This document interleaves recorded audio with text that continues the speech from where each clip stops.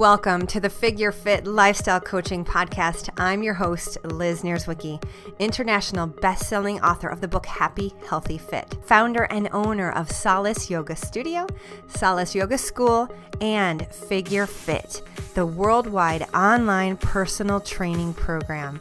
I'm a single mom, Paleo Fit Score female champion for 2014. I am a self and soul love expert, an entrepreneur at heart, a visionary and a futurist. I'm also a mentor. I am so grateful that you are here. Each week, I'll bring you a special guest or an inspirational tip that will help you break old patterns, find that inner motivation that will help you take action towards creating the life of your dreams. You didn't come here to play small and watch others live amazing lives. No, you are divine, my godly friend. The universe wants to shower you with an amazing life filled with happiness and soulful connections. Are you ready? Let's go.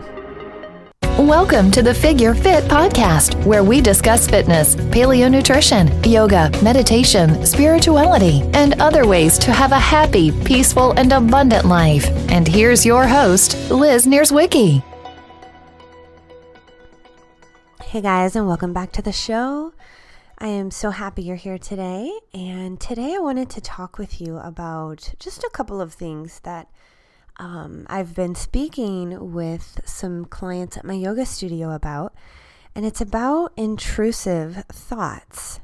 Those kind of unwanted thoughts that happen in your mind that are pretty big and kind of scary.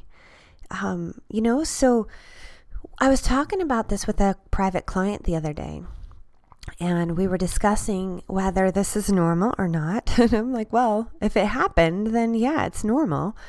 We really can't identify and say, we can't say what's right and wrong and what's normal and not normal. It happened, so you can't control that. So here is what happened. Last week, when I was on my trip and I was coming home, the day of our flying back, I call it my spirit waking me up at this time of day. My spirit woke me up at 3:30 in the morning with a crazy thought. And it was a thought about a person that I had moved into forgiveness with. And we had this amazing, huge, big relationship with a ton of things that happened. And, there's not like this person harmed me in any way, but there's things in every relationship that you just have to forgive. And there was things that this person did before me, and my spirit woke me up with those things at that time of day in the morning, 3:30 in the morning, with these intrusive thoughts about what this person did. And I was like, okay, that's odd. Why did this happen? And so I laid there in bed and I was thinking about everything, and I was thinking about how bizarre this was, because that same day before we had really moved to a great space. And I actually took this as almost kind of like a spiritual red flag. And then my mind started going back into things that happened before this relationship ever happened and ever began. And there were some massive red flags that I pushed aside and I ignored in the beginning of this relationship. And so basically, here's everything in a nutshell. As I'm coming home from this trip, this trip was kind of like a reset for me. It was like, okay, I need to come back and some things need to change. My dealings with this person need to change. I need to maybe separate myself a little bit from this person and not hang out with them as much, because the relationship itself it's lovely and we have so much fun together, but at the same time there's aspects about it that aren't the best and don't necessarily bring out the best qualities in both of us. So you really have to have awareness with that type of stuff. There's people in your life that come into your life for a reason, and I love the term collect people. And sometimes we humans have a tendency to get hyper attached to somebody who maybe is filling some sort of need for us, and we need to learn how to fill that need on our own. And or the universe will deliver people to us in the form of a relationship to help us transcend beyond something in our life, in our programming, in our childhood upbringing that isn't serving us. We've all heard that we end up dating our parent, or we end up dating the parent that was the most problematic for us, because it gives us that opportunity to heal that relationship.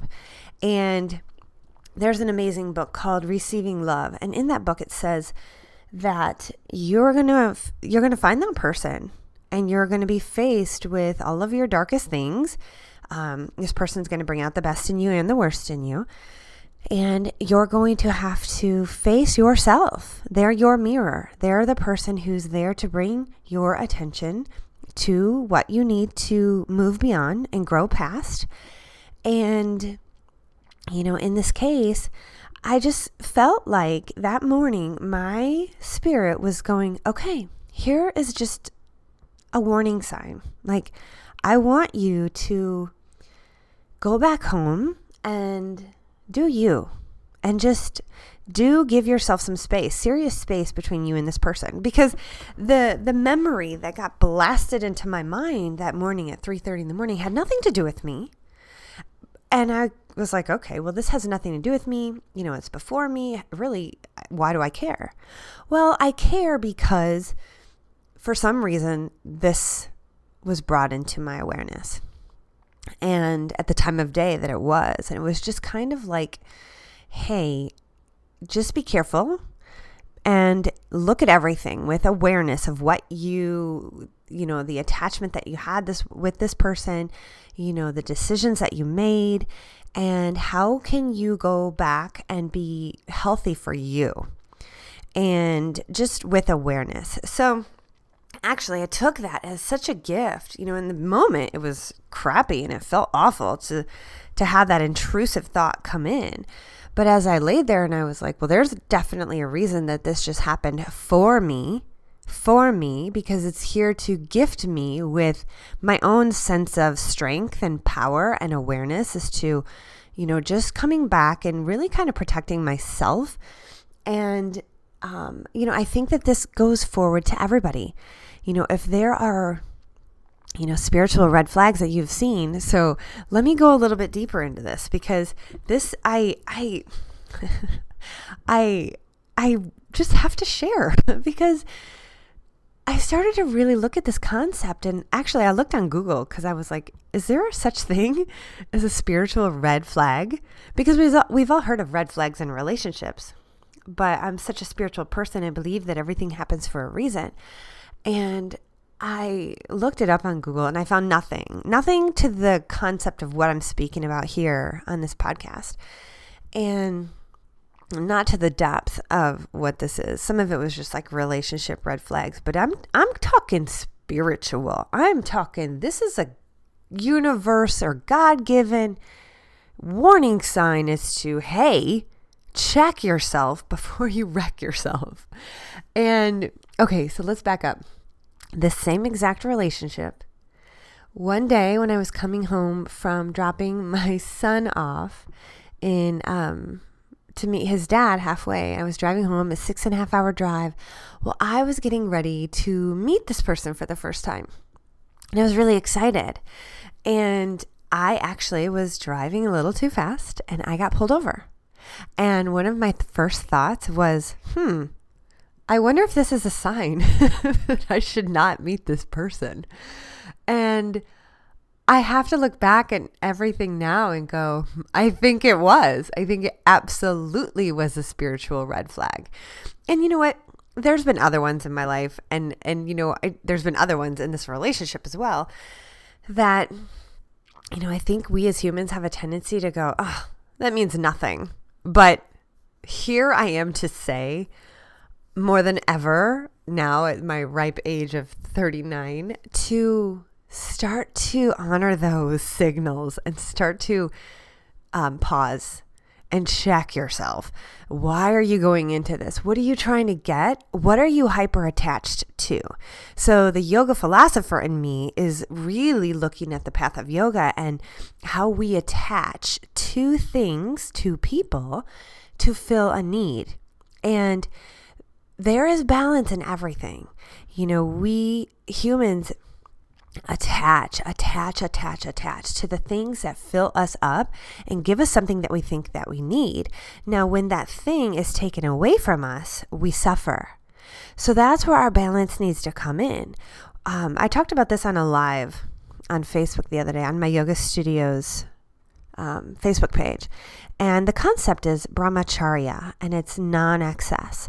So I actually talked to my tribe there and said, hey guys, look at the things in your life, whether it's food, whether it is a relationship, whether it is turning to anything for comfort. It could be maybe you didn't feel very secure, so you have an overwork personality in your career and you do too much and you don't have balance. We all have this in some way, shape, or form, and maybe in multiple areas. I know for myself, security is a big thing for me. So I work a ton.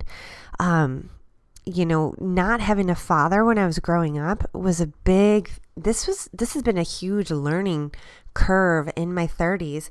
Like a big, huge experiment on myself and my ideas around relationships and what they mean and what do we want and what do I want? And my concept now of what I want and my ideas now of what I want are different than they were 3 years ago before I did my 1 year of non-dating. I called it No Sex for a Year. And it was 1 year of no dating. And it was really dating myself to see what I needed, what I wanted. What were my beliefs around marriage? What were my beliefs around relationships? And it was, honestly, it's 3 years later. I started that in 2014 and I did a whole year. And then 2015 and 16 were massive learning years for the same exact thing. I wasn't quite, in my mind, I wasn't really quite ready yet to commit to having a relationship yet because I was still learning so much about my beliefs around them. And I just want to have nothing but a healthy view of relationships and a healthy love, a healthy connection. And some of the things that I've learned over the last couple of years is that nothing less than soul connections will do for me. Nothing less than a soul-to-soul love that is committed and intimate and will do for me. None of this surface stuff will do. And I see, it's just, I think our concept of love is really kind of funny. And people think one thing about love, but they don't really know what it is. And I've talked about this a lot on the podcast, and I'm not going to go into it right now. But, I'm here just to kind of bring awareness to this idea around loving yourself and really protecting yourself and being careful with yourself. And this goes for not only just who you allow into your sphere, but who you personally connect to, because you're powerful, you're important, and who you connect to matters. And what I mean by that is who you share yourself with matters, because that person has their own dealings and their own things. And never devalue yourself, because you matter. Everything that you are, how much love you give to somebody matters. And, I believe that we are here to love. I believe that we are here to truly share our gifts with the world. But we need to have a good understanding about love and how much we attach to people, and having a healthy love and not being, a needy person or not a hyper controlling person. And these are just some ideas to think about for your own life. With me and what happened this past week with those intrusive thoughts, that one intrusive thought. And then I was talking to a client about that. And we were just talking about the idea where, like, is it spiritual or is it the ego? Is it, it's just, what is it really? And who knows if we'll ever really truly have an idea of what it is. But I'm choosing to believe that input that day was for me, not against me and not against the other person either, because I did move to a space of true love and forgiveness for this person.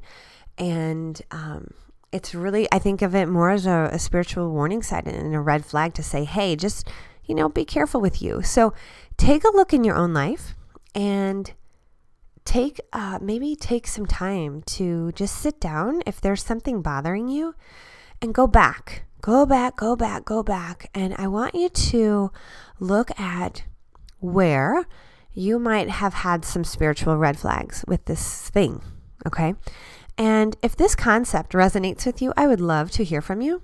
So you can find me on my Facebook page for now. My website is still being built. It's at Nierzwicki.com. It's almost done.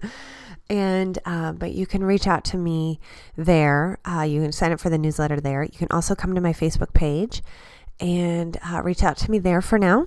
And I'd love to hear from you and see, what resonates for you. And if you have any stories, and that's where I'd love to go with this. I'd love to just talk with you, and maybe we can bring this concept back and talk about it a little more and deepen it together. I would love to even have a caller live on the show and we can talk about something like this together. And on that note, I also would love to have some live callers on the show for fitness stuff as well. People who might be having some digestive issues or fitness and weight loss issues, and you're just kind of questioning what to do. So reach out to me and let's connect. So on this note, you guys, I want you to have a fantastic weekend. And it's Friday here. I'm recording this podcast. So the weekend is approaching, and I would love for you to just enjoy it. Sit back, enjoy it, take time for you, and just rest a little bit. Breathe in, breathe out, and let the world offer you and gift to you its beauty. All right, guys, so much love to you. Bye. Thank you guys so much for spending your time with me today on the figureFIT Lifestyle Coaching Podcast. I am incredibly grateful that you stopped by. If you could take just 1 second to share this episode with someone you think would love it and who can use it, I would be so incredibly grateful and honored. And I know that your friends will thank you too. Also, if you feel so moved, we would be incredibly grateful if you could go into iTunes and leave us a rating and a review. Leave us an honest thought, an honest comment. Tell us what you think. Tell us what you love. Tell us what you need more of. It would really help us out on our journey to help thousands and thousands of people reconnect back to their soul, live a life of health and happiness, and to love the body that they are in.